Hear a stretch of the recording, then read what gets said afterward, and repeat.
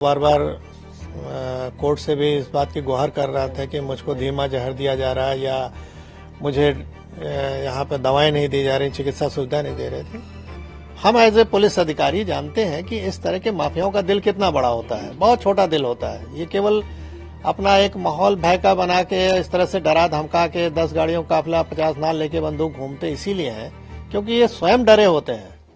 नहीं, मैं भी इधर पिछले कुछ दिनों से मैं देख रहा था, वो बार बार कोर्ट से भी इस बात की गुहार कर रहा था कि मुझको धीमा जहर दिया जा रहा है या मुझे यहाँ पे दवाएं नहीं दी जा रही, चिकित्सा सुविधा नहीं दे रहे थे। ये केवल उसका डर का जो एक वहम होता है ना, वो था। और उस डर इतना हावी वो डर हो गया इसके ऊपर कि कल हार्ट अटैक के रूप में इसकी मौत हुई है। जो डर का साम्राज्य जिसने लोगों पे कायम किया था, सरकार जब बदली है, निजाम बदला है, तो वो डर अब इसके ऊपर हावी हो गया क्योंकि अब कोई पॉलिटिकल सपोर्ट तो था नहीं इसको, न सरकार का संरक्षण था न पुलिस का संरक्षण। जो पुलिस को ये कुछ समझता नहीं था, मऊ के दंगों में आपने देखा खुली जीप में घूमता था, पुलिस के अधिकारियों पर गोली चला देता था, मार देता था।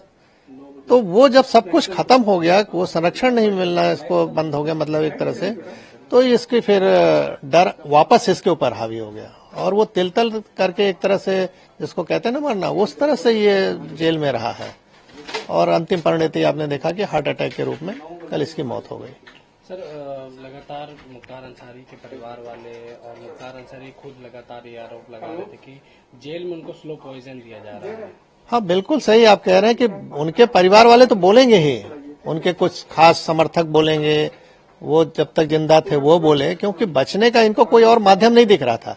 ये क्यों पंजाब में रह रहे थे? मैं आपसे ही आपके माध्यम से जनता से पूछना चाहता हूँ कि पंजाब के जेल में क्यों ये ऐश कर रहे थे, यहां नहीं आना चाह रहे थे? इसीलिए ना कि वहां कांग्रेस की सरकार का इनको समर्थन था, यहां तो इनको समर्थन नहीं मिल रहा था। सब सुविधाएं इनकी खत्म हो गई, जितने जेल से बैठ के साम्राज्य चलाते थे वो बंद हो गया, आर्थिक नुकसान हुआ, संपत्तियां जब्त हुई। तो धीरे धीरे जिस डर की वजह से आपने एक आर्थिक साम्राज्य कायम किया था वो आपको ढहता हुआ दिखने लगा और लगा कि अब तो सब हाथ से जा रहा है। जैसे अंतिम समय में आदमी अगर मुट्ठी से रेत को पकड़े तो और दबाएगा तो और फिसलेगे रेत, तो वही इसके साथ हुआ। सर, मौत के बाद देखा जाए विपक्षी पार्टियां भी जो है सवाल खड़े कर रही हैं कि बांदा जेल में मौत हुआ और तमाम सवाल खड़े कर रही हैं बांदा जेल प्रशासन पे, सरकार पे, उसको क्या लेके? देखिए, विपक्षी पार्टी इस समय चुनाव चल रहा है, तो विपक्ष पार्टी कोई मौका हाथ से नहीं जाने देगी अपने पक्ष में माहौल बनाने के लिए। तो सरकार पे तो आरोप वो लगाएगी ही, लेकिन न्यायालय इस चीज को देखेगा। न्यायालय बिना सबूत के, जैसे मैंने कहा कि नहीं चलता है, न्यायालय के सामने सब कुछ रखा जाएगा और वो न्यायालय फिर निर्णय लेगा। हम एज ए पुलिस अधिकारी जानते हैं कि इस तरह के माफियाओं का दिल कितना बड़ा होता है, बहुत छोटा दिल होता है। ये केवल अपना एक माहौल भय का बना के इस तरह से डरा धमका के 10 गाड़ियों का काफिला 50 नाल लेके बंदूक घूमते इसीलिए हैं क्योंकि ये स्वयं डरे होते हैं। तो जब वो सब भी हट जाता है, सामने कोई साथ चलने वाला नहीं है, कोई सपोर्ट नहीं है पॉलिटिकल या गवर्नमेंट का, तो वो डर फिर इन पे हावी हो जाता है और वही परिणति इनकी हुई है। ऐसा कुछ नहीं है, जो लोग आरोप लगा रहे हैं उनका तो काम है लगाना, और इस पे आगे न्यायालय देखेगा कि क्या सही है क्या गलत है। निर्णय तो न्यायालय में ही होते हैं। सर, आप जब शासन में थे, डिप्टी एसपी थे, तो मुख्तार अंसारी पे लगाम लगाने के लिए आपने तमाम बड़ी कार्रवाइयां की, कोटा भी लगाया।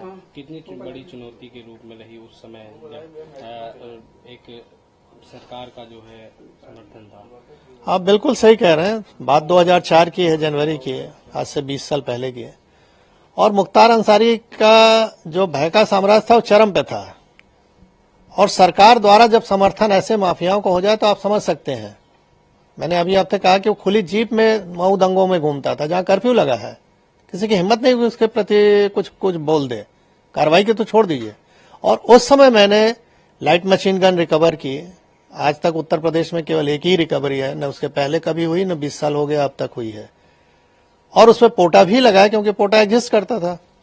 तो मैंने स्टैंड लिया उसके प्रति कि नहीं, ये गलत है और ये इसको जेल जाना होगा।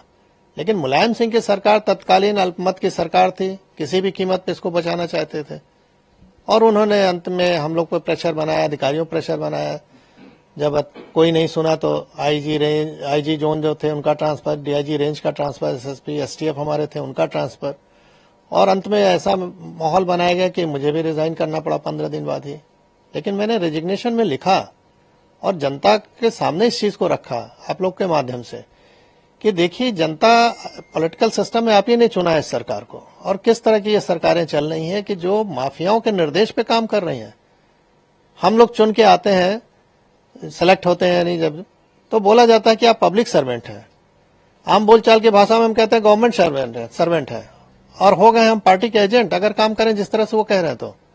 तो ये गिरावट की स्थिति बहुत ही खतरनाक थी। धीरे धीरे इस पर लगाम लगा है। न्यायालय में अब निर्णय आने लगे हैं जो कभी नहीं आते थे, दशकों तक, 2-2 दशक तक नहीं आए, अब आ रहे हैं 3-3 दशक के बाद। तो स्थिति बदली है नो डाउट, और उसका नतीजा आप लोग देख रहे हैं कि अपराध में अंकुश भी हो रहा है। सर, क्या लगता है उस समय कितनी बड़ी चुनौतीपूर्ण रही कार्रवाई जो मुख्तार अंसारी पे आपने की, और आज जिस तरह से आपने कहा न्यायालय में निर्णय आ रहे हैं, कानून व्यवस्था जिस तरह से है, उस समय अगर वो ऐसा रहता तो क्या उस समय मुख्तार अंसारी पे कार्रवाई हो सकती थी? नहीं, स्वाभाविक है। अगर शासन प्रशासन, हम तो किसी सपोर्ट की भी उम्मीद नहीं करते थे, हम तो अपने दम पे रिकवर किया, मैंने अपनी टीम के साथ। तो हमको सपोर्ट की जरूरत नहीं है, हमको तो हम ड्यूटी है मेरी, हम कोई मेहरबानी नहीं कर रहे थे किसी पे। हमारी ड्यूटी है कि ऐसे असामाजिक तत्वों को रोका जाए जो जनता के लिए कहर बन सकते हैं। तो मैं तो अपनी ड्यूटी कर रहा था। अगर मुझे ये ड्यूटी केवल करने दिया जाता, मुझे सपोर्ट की कोई जरूरत नहीं। सपोर्ट तो सिस्टम बना हुआ है गवर्नमेंट के कि हमको फोर्स दे रखा है, हमको आर्म्स एम्युनिशन दे रखा है। तो हम तो अपना ड्यूटी अगर खाली निभा दें ईमानदारी से तो जनता को अपने आप राहत मिल जाए। कहावत है कि पुलिस अगर चाहे तो पत्ता नहीं खड़क सकता, ये हकीकत है। मैंने एज ए डिप्टी एसपी, बहुत छोटा पद था, बड़ा पद नहीं था, लेकिन जहां भी रहता था 3 से 4 थाना क्षेत्र जो भी मेरे अंडर में रहे, उसमें किसी की हिम्मत नहीं है, मजाल नहीं थी कि कोई माफिया आके इंटरफेयर कर ले और कुछ वारदात कर ले, क्योंकि उसको मालूम था कि इस अधिकारी के मत्थे चढ़ गए तो हमारी जान जानी है, हम बचेंगे नहीं। आपकी कार्रवाई के बाद फिर आप पे दबाव बनाया गया?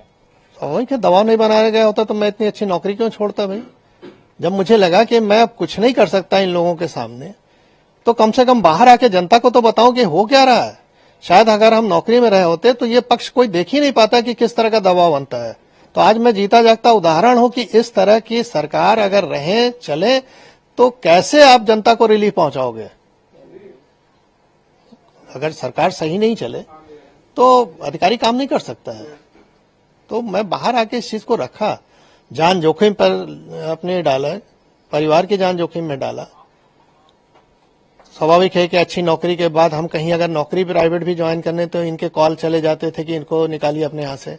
किराए का मकान नहीं मिलता था, रात में सामान कहीं लेके रख दिया तो सवेरे वहां से खाली करना पड़ता था। तो ये सब चीजें देखी, लेकिन अब उस पर ज्यादा नहीं बोलना है। हाँ, ये है कि जो जैसा करता है वैसा उसको भोगना पड़ता है।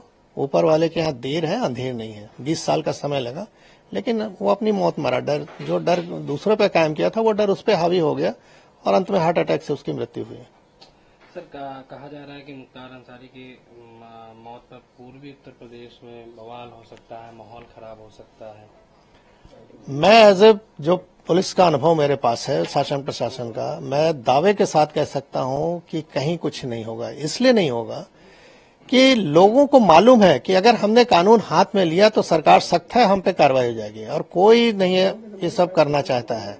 वो तभी करते हैं जब शासन प्रशासन का सह होता है।